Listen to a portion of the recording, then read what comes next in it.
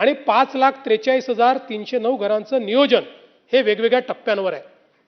यासोबत 33/5 मध्ये 30,311 घरं, त्यानंतर DCPR 33/7 मध्ये 1,13,623 घरं आणि 33/9 मध्ये 27,761 घरं यांचं काम हे प्रगतीपथावर आहे। याशिवाय आपल्याला कल्पना आहे BDD चाळ पुनर्निर्माण, गिरणी कामगार गृहनिर्माण योजना, SRA, PMGP, आता मी सगळं सांगत नाही, यामध्ये मोठ्या प्रमाणात काम चाललंय। कामाठीपुरासारखा एक अतिशय डिफिकल्ट अशा पद्धतीचा आपण प्रकल्प हातामध्ये घेतलाय। 8,001 एवढ्या भाडेकरूंचं पुनर्वसन करायचं आहे। 8 एप्रिल 26 रोजी विकासकाची नियुक्ती झाली आहे आणि त्याचंही काम आपण करतो। उपकर प्राप्त ज्या इमारती आहेत या जवळपास 12,552 इमारती आहेत आणि 90,000 भाडेकरू आहेत। जवळपास या ठिकाणी यापैकी आपल्या नवीन कायदा झाल्यानंतर आता त्याचा पुनर्विकास सुरू झालेला आहे। 2,676 ना हरकत प्रमाणपत्र दिलेली आहेत। 1,033 योजना पूर्ण झालेल्या आहेत। 30,000 लोकांना त्याचा लाभ मिळालेला आहे आणि आता काही बाबतीत उच्च न्यायालयाची स्थगिती आल्यामुळे पुन्हा सुप्रीम कोर्टमध्ये आपण गेलेलो आहोत। यासोबत धारावी, खरं म्हणजे आपल्याला कल्पना आहे की धारावी हा एक अत्यंत महत्त्वाचा अशा प्रकारचा प्रकल्प आहे। अनेक लोकांना असं वाटतं की धारावीमध्ये खूप मोठी जागा आहे आणि खूप गोष्टी त्या ठिकाणी अगदी करणं सोपं आहे, पण सगळं मिळून जर धारावीचं क्षेत्र आपण बघितलं तर या क्षेत्रापैकी बिल्डेबल क्षेत्र हे केवळ 104 हेक्टर आहे, बाकी बिल्डेबल नाही। आणि मग या ठिकाणी जे काही बांधकाम होणार आहे या बांधकामामध्ये पहिल्यांदा 95 million square feet 95 million square feet इतकं रिहॅबचं बांधकाम करायचं आहे। 95 मिलियन स्क्वेअर फीट इतकं रिहॅबचं बांधकाम करायचं आहे आणि त्यानंतर मग 130 मिलियन स्क्वेअर फीट हे त्या ठिकाणी सेलेबलचं बांधकाम होणार आहे। आणि आपण जर बघितलं तर हा प्रकल्प केवळ हाऊसिंगचा प्रकल्प नाही आहे। धारावी एक आपलं ग्रोथ इंजिन आहे, एक इकॉनॉमिक अशा प्रकारचा आपला इंजिन आहे। धारावीमध्ये आपल्याला माहिती आहे चामड्याचं काम असेल, पॉटरीचं काम असेल, वेगवेगळ्या प्रकारचं फूड इंडस्ट्री असेल, अशा वेगवेगळ्या इंडस्ट्री आहेत।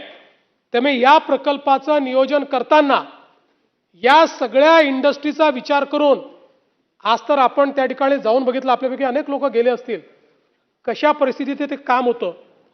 पण याला केवळ गृहनिर्माण प्रकल्प न ठेवता त्या सगळ्या इंडस्ट्रीचं तिथे पुनर्वसन करतो। त्या सगळ्यांकरता अत्यंत चांगल्या व्यवस्था, आधुनिक व्यवस्था आपण त्या ठिकाणी तयार करणार आहोत। आणि आज त्यापैकी बरेच लोक इन्फॉर्मल इकॉनॉमीमध्ये आहेत, पण उद्या हे सगळं झाल्यानंतर ते फॉर्मल इकॉनॉमीत येतील, त्यामुळे त्यांना टॅक्सेस द्यावे लागतील।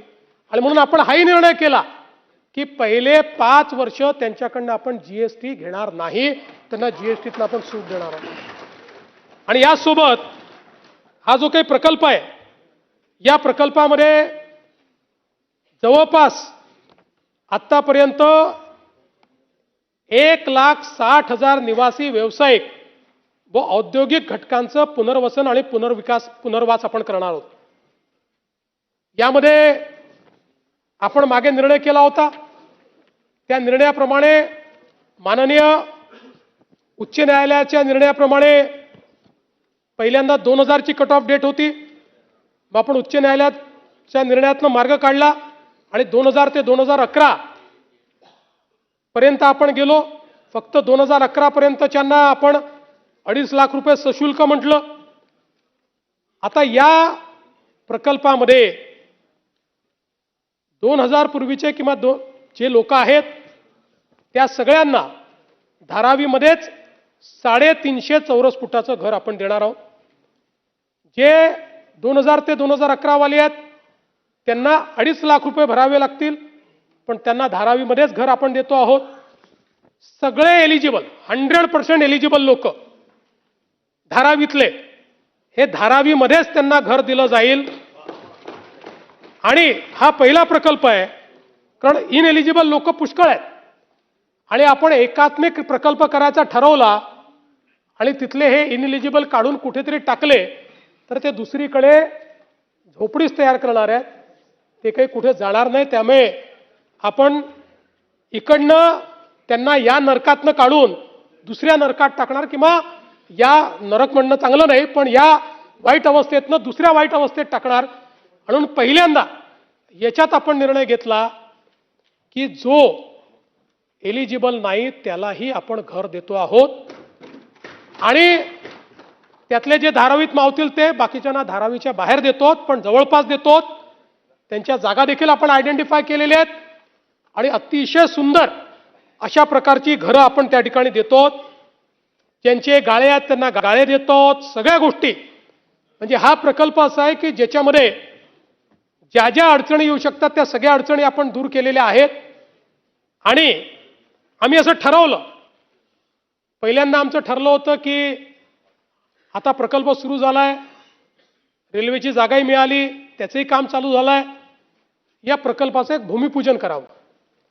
पण नंतर हा निर्णय मी केला आणि आमच्या सहकाऱ्यांना सांगितलं की भूमिपूजन नाही, पुढच्या 1.5 वर्षामध्ये रिहॅबचे 10,000 घरं पूर्ण करायचे आणि त्या घरांचा चाव्या देण्याचा कार्यक्रम,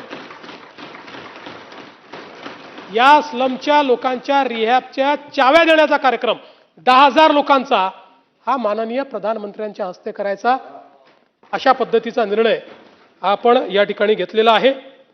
यासोबत मुंबईमध्ये झोपडपट्टीचा जर विकास आपल्याला करायचा असेल तर क्लस्टर पद्धतीने आपल्याला जावं लागेल. आपल्या लक्षात आलं, आपण सगळे पद्धती करून पाहिल्या, मागच्या काळात 3K आली, पण 3K आपली यशस्वी होऊ शकली नाही कारण त्याच्यात खूप फॉल्ट्स होते. पण क्लस्टर हेच उपाय आहे. कारण जर मुंबईमध्ये तुम्हाला डेव्हलपमेंटही करायची आहे, ओपन स्पेसेसही द्यायचे आहेत, मुंबई लिव्हेबलही ठेवायची आहे, कॉन्क्रीटचं जंगलही होऊ द्यायचं नाही आहे, तर आपल्याला हे सगळं क्लस्टर पद्धतीनंच करता येईल. आणि म्हणून शासनाने हा निर्णय केला आणि मुंबईमध्ये जवळपास 19 क्लस्टर आपण तयार केलेले आहेत. या 19 क्लस्टरमध्ये बहुतांश मुंबई जी आहे ही स्लम फ्री आपल्याला करता येते.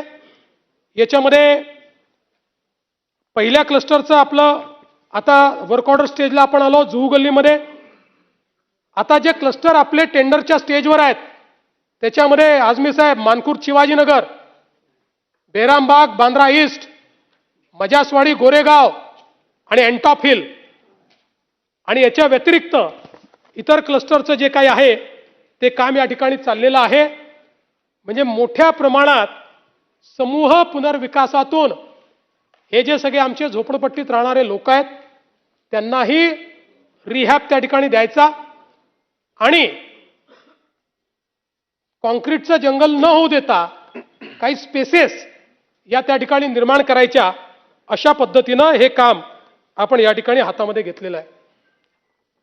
मुंबई महानगरपालिकेने काही बेस्ट प्रॅक्टिसेस सुरू केल्यात. विशेषतः मुंबई महानगरपालिकेच्या ठेवींच्या संदर्भात खूप चर्चा होते, त्याच्यावर नंतर येतो. पण या ठेवीची जी गुंतवणूक आहे तो एक बिझनेस आहे, त्यामुळे यातही पारदर्शिता आणण्याचं काम आपण केलं. आणि मुदत ठेवीची गुंतवणूक ऑनलाईन प्रणालीने आता होईल. बँका बीड करतील, जो सर्वोच्च व्याजदर देईल, म्हणजे ठरलेल्या मेजर बँका आहेत त्या, कुठली बँक नाही, जो सर्वोच्च व्याजदर देईल त्या बँकांना त्या ठिकाणी या ठेवी मिळणार आहेत. याचा फायदा असा होतोय की आता जे व्याजदर मिळतात याच्यामुळे जे काही लॉंग टर्म व्याज आहे त्यात जवळपास 250 कोटी रुपये जास्त महानगरपालिकेला मिळतील. माय बीएमसी मार्ग तक्रार निवारण प्रणाली तयार केली आहे की ज्याच्यामध्ये तक्रारींचं कार्यक्षम व्यवस्थापन, सतत निरीक्षण आणि विहित मुदतीत निराकरण करण्याचा प्रयत्न आहे. व्हॉट्सॲप एक चॅटबॉट तयार केलाय, 1916ची हेल्पलाईन तयार केली आहे.